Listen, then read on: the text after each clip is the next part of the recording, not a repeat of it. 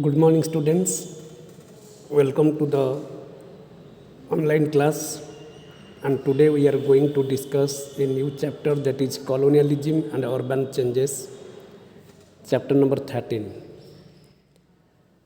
The excavation of Indus Valley civilization proved that ancient India had well-planned towns and cities. The excavation of Indus Valley civilization, there was a civilization in our country that is known as the Indus Valley civilization, Harappa and Mohenjo-daro civilization. In 1924, two archaeologists, Rakhaldas Banerjee and Dayaram Sahani, they excavate the Indus Valley civilization and found that the ancient civilization had well-planned towns and cities. During the medieval period also, the regional kingdoms and the invaders contributed to the development of already existing towns and cities. At the time of a medieval period, many regional kingdoms and the invaders, they also contributed much more to develop at that time the already existing towns, though in some areas new towns and cities also developed. The Mughal architectural splendors showcased beautiful buildings as well as new towns. At the time of a Mughal period, means Babur, Akbar, Jahangir, Shahjahan, Aurangzeb, these are the Mughal rulers. At that time, the Mughal architectural splendors showcased beautiful buildings as well as new towns. Unfortunately, deurbanization was a significant development during the British rule in India. Unfortunately, deurbanization was a significant development during the British rule in India. Many ancient towns and cities were destroyed or abandoned. The main focus of urban development came to be centered on the three port towns. Means the colonial government, they have given importance the three port town or the three presidential towns, Bombay, Calcutta and Madras. And the other ancient cities were destroyed and abandoned. These three cities, Bombay, Calcutta and Madras, later became the presidency towns. Many towns that had been popular earlier for some specialized goods lost their glory with the decline in demand for their product. Many ancient towns, those were famous for specialized goods, they lost their glory because due to the declining in demand for their product. Because the British government or the colonial government, they did not give importance to the ancient towns and cities. The old trading centers and ports were replaced by new trade centers.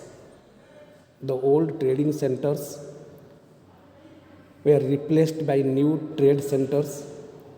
Deurbanization during the 19th century destroyed the important cities of Surat, Machilipatnam and Srirangapatnam. Surat in Gujarat, Machilipatnam and Srirangapatnam in Karnataka.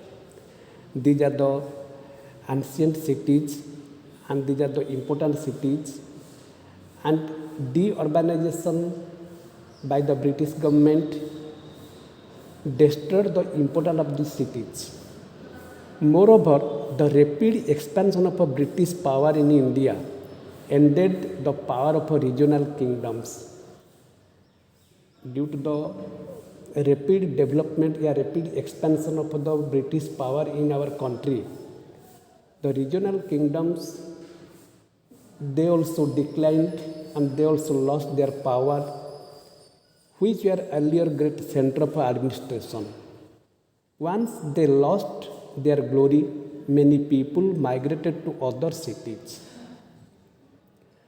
Urbanization started gradually in 1881. In 1881, urbanization started gradually, but very slow. The process was very slow. During the next 50 years, only a few new centers of administration emerged. Then, urbanization of Calcutta. By early 19th century, Calcutta, the capital of the British, came to be divided into two parts. By early 19th century means in 1905, was the Calcutta, by early 19th century means 1805, 10, 20, like this. The early 19th century, Calcutta, the capital of the British, came to be divided into two parts. Means the Britishers also divided Calcutta into two parts. That is, the British part was known as the White Town, the Indian part was known as the Black Town. The Indian part was inhabited by the poor people, and it had congested streets, shanties, whereas the British part had sprawling bungalows and with wide open spaces. And the same process they also applied in African continent. There the Britishers also ruled, and they also divided the British part and the white part and the black part. And the speedy industrial growth from 1850 in Calcutta, especially in the field of textile, the speedy industrial growth from 1850 in Calcutta, in specially field of textile and jute, attracted the British investment. Means see, there are so many textile industries and also jute industries in Calcutta, and these industries also attracted the British to investment. They started building infrastructure facilities like railways, road and telegraph lines. Henceforth, the population and employment opportunities of Calcutta increased tremendously. That is a common thing. Where the industries also set up, many people migrated from different places to this place to get employment, and the population also increased. As the size and population of the new urban areas expanded, a need for urban local bodies arose. Whenever the size of population means the more and more population also migrated from different places to settle, then the population also increased, and the new urban areas also expanded. For the smooth functioning of the administration, and for that the urban local body is also necessary. Hence, in the 19th century, the Calcutta Municipal Corporation was established. Calcutta Municipal Corporation CMC was also established. And increasing political discontent all over India forced the British to relocate their capital to New Delhi. And whenever the Calcutta was also divided into two parts, the Black Town and White Town, and the Britishers also expanded the cities, and the population also increased, and the Calcutta Municipal Corporation also established.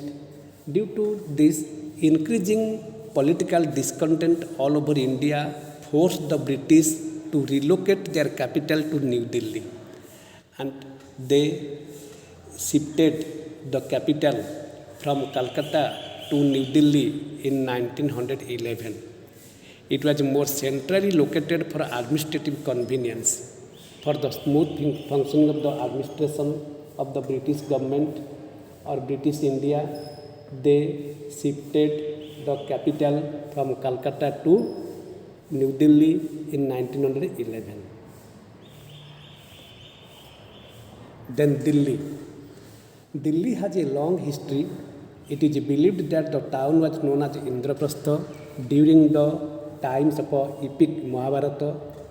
The earliest architectural remains found in the city of Delhi date back to the Mauryan period. Subsequently, the city saw the rise and fall of many empires like the Guptas, the Delhi Sultanate, the Mughals, and many others. Delhi has a long history, and it is believed that the town was known as Indraprastha at the time of Mahabharata. And in Delhi, many dynasties and many kingdoms also arose. And the city saw the rise and fall of many empires, like the Sultanate, the Mughal Empire, and the Gupta, the Mauryan, like this. In 1880, the British took over lands, revenue, and city administration of Delhi. For the development of Delhi, in 1880, the British also took over the land for revenue and city administration of Delhi. They started acquiring more and more lands for different purposes. They started acquiring more and more lands for different purpose, like troops, camps, churches, hospitals, residence, clubs, etc. The cantonment occupied about one third of the area for the walled city. The cantonment occupied about one third of the area of the walled city. In 1824, the era of urban planning began in Delhi. In 1824, the era of urban planning began in Delhi when a town duties committee was set up by the Britishers for the development of the cantonment, Khyber Pass, the civil lines, and the ridge area. In 1824, the town duties committee was set up and for the development of the cantonment area, Khyber Pass, the civil lines, and the ridge area. In 1863, Delhi Municipal Committee was formed. In 1863, Delhi Municipal Committee was formed. Its main achievement was shifting of the vegetable market outside the walled city, constructing railway lines, railway stations, and road links.